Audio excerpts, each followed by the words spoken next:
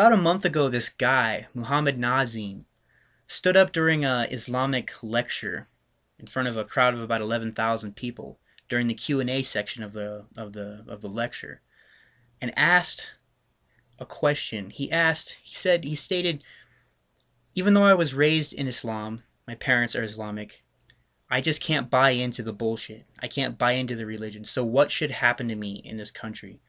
What should be my penalty for apostasy? It caused quite a bit of a stir. Quite a bit of a stir. And you might think, well, why the hell would that cause quite a bit of a stir? The reason why is this took place in the Maldives, which is this country, about 400,000 people. It's the law that every citizen must be a Muslim. You have to have an imaginary friend in order to be a legal citizen. You have to believe in an invisible man in the sky. Here's part of what Nazim dared to ask this religious lecturer, who's apparently somewhat famous, the Islamic scholar named Dr. Zakir Naik. Anyway, here's some of the exchange now. I have read the translation of Quran, yet I still don't believe in a religion. What do you say is my verdict in Islam? Yes. I don't believe in religion. Yes. What do you think my verdict would be, since Maldives is 100% Muslim, as many claim, but I don't believe so? I pose the question, what is the state in Islam or apostasy? Muslim means person who submits his will to God. As far as Islam about apostasy, that you are talking about death penalty. Are you talking about death penalty? The problem is knowledge of Islam is weak. What you have done, brother, you have read wrong books on Islam. Now, because you read wrong books on Islam, therefore we have deviated from Islam. Read correct books about Islam. Inshallah, you will come back to Islam. So what you are doing is you are rejecting the wrong Islam. I am asking you, in this talk of mine, what did you find what was illogical? About trying to convince a robber that there is life after? I don't think you can convince him. Can you give me a reason without life after death? Can you prove to a robber who's intelligent, who's logical, and says why it is bad for him? You should prove to him why it is bad for me if I am a robber. Without life after that, you cannot prove at all. Give me one reason. I don't know, you have not been able to convince me. Not convince me, you convince me why it is wrong. I'm not claiming anything here.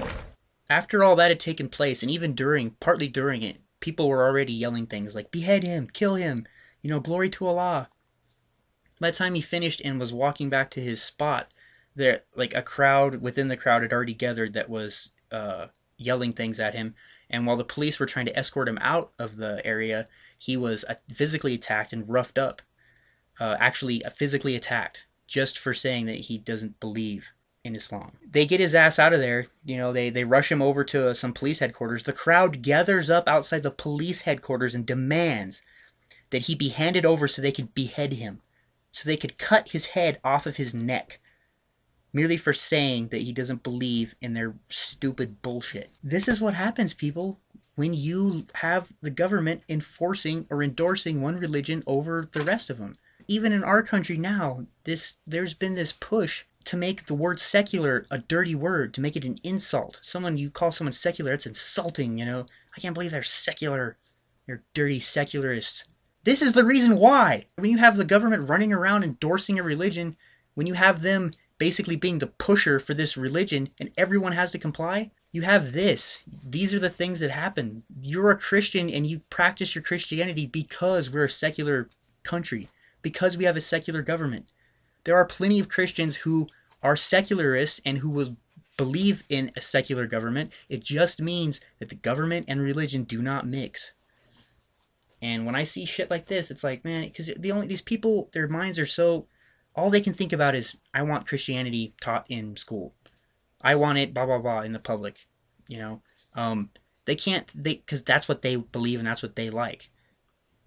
They don't think, what if it's not my religion? What if all of a sudden a Muslim takeover happened in the Congress and they were elected all over the place, and then they wanted it to be part of the daily ritual of all schools, all public schools, that there's a reading of the Quran, that they're to pray to Allah, not Jesus, Allah and Muhammad, and it's to be one of the main things that they study in all the public schools. How would you fucking feel about that shit?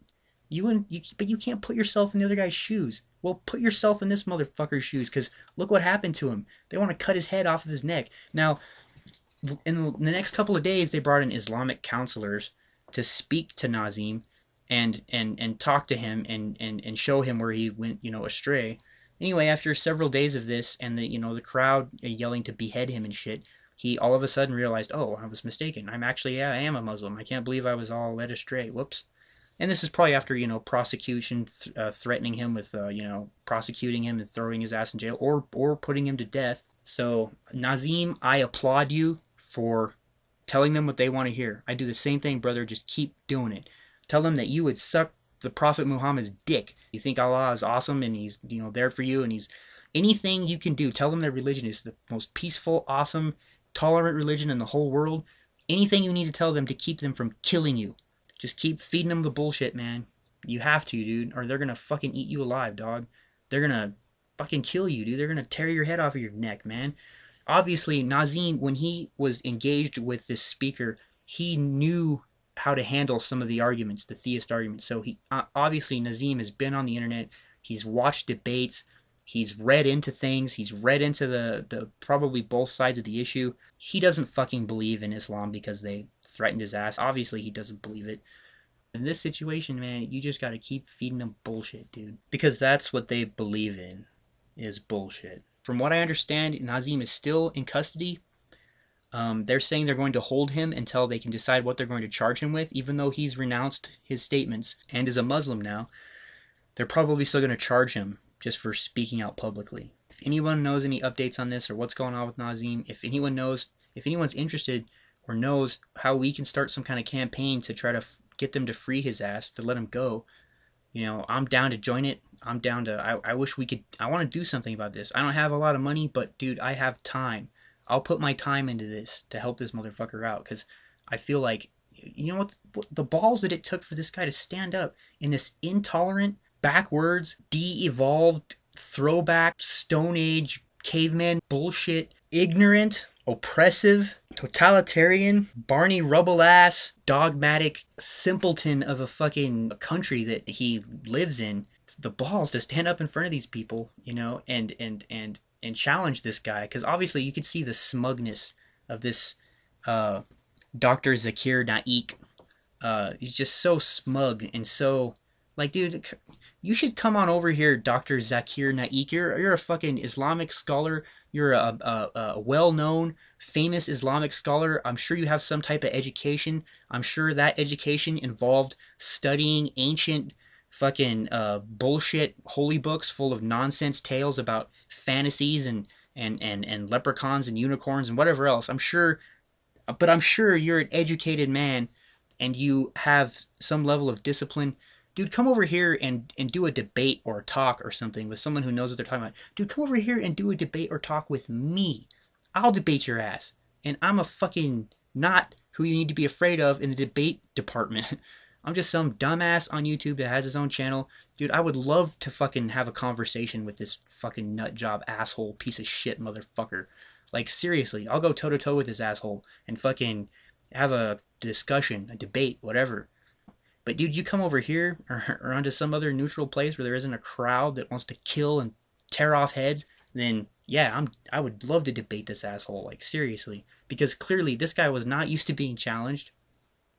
Wasn't used to it. He's had free run of the whole thing to just be a stupid, ignorant dumbass and championed and cheered for it. Yeah. So if you guys got any thoughts and opinions on this, leave a comment below. If you know of any way to help out Nazim or some type of movement that's going on to help his ass out, let me know. Nazim, we are, at least I'm supporting you, dog. I hope this works out some way.